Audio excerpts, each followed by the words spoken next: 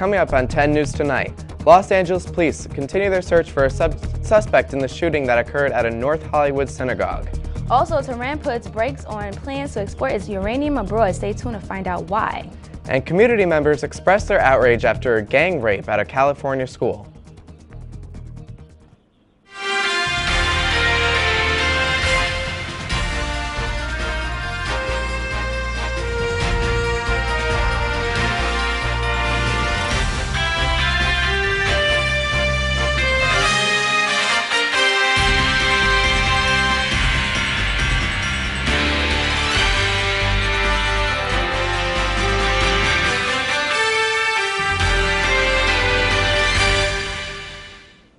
Good evening, Oswego. I'm Colin Holmes. I'm Naquata Dundas. News 10 Tonight, Thursday edition starts now. Police have gone into pursuit for a suspect involved in a North Hollywood synagogue shooting. According to LATimes.com, 2 men were shot early this morning in the underground parking lot garage of an Adat Valley Sephardic synagogue. Witnesses to the crime said that their prayer was interrupted by 4 gunshots coming from outside. The 2 men then stumbled into the synagogue with their wounds bleeding profusely. The victims were then rushed to a local hospital and are said to be in good condition. The motive for the shooting is believed to not have been involved with victims' religious views. Investigation is currently underway for any other possible motives.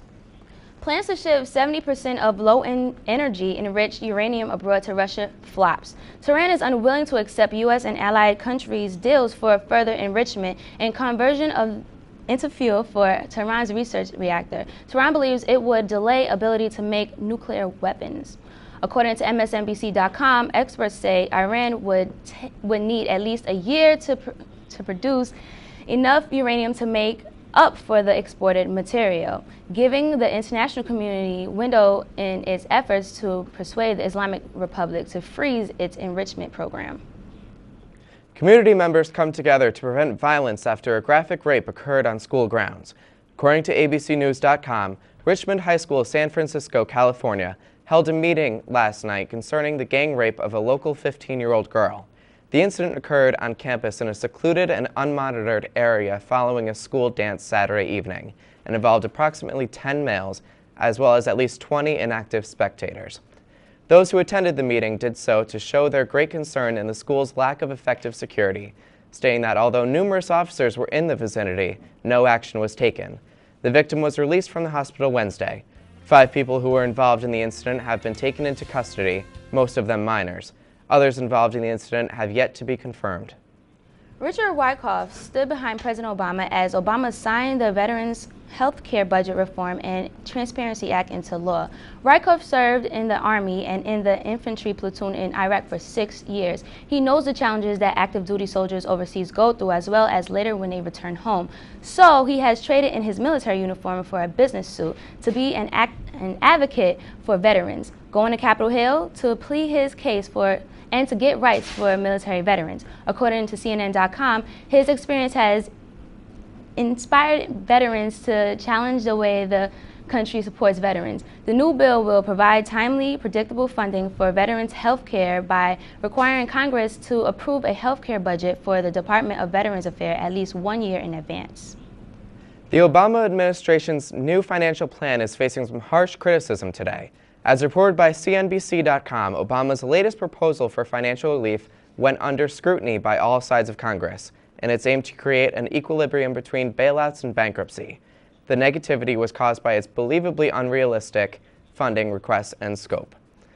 The plan was proposed to enable regulators to monitor, restructure, and even completely shut down any larger firms that threaten economic stability. In defense of the administration, Treasury Secretary Timothy Geithner stated as quoted, "Without the ability for the government to step in and manage the failure of a large firm and contain the risk of the fire spreading, we will be consigned to repeat the experience of last fall. It's really a stark, simple thing." Thanks, Colin. Now let's take a look at the weather with our meteorologist, Dan Peruzzi. How's the Halloween weekend looking, Dan? Well, Naquata, not the greatest, to be honest, but we'll see more on that in a second. First, taking a look at your current conditions. Right now, we currently have a temperature of 49 degrees, dew point of 47. That brings our relative humidity to 93. It is pretty moist out there if you've noticed, if you've been out there lately.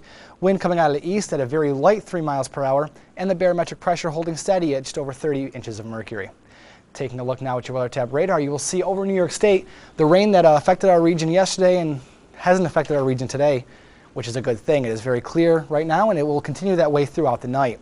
Moving out of the way, though, you will see this massive area of precipitation off to over here, and that's going to come our way for the next couple of days.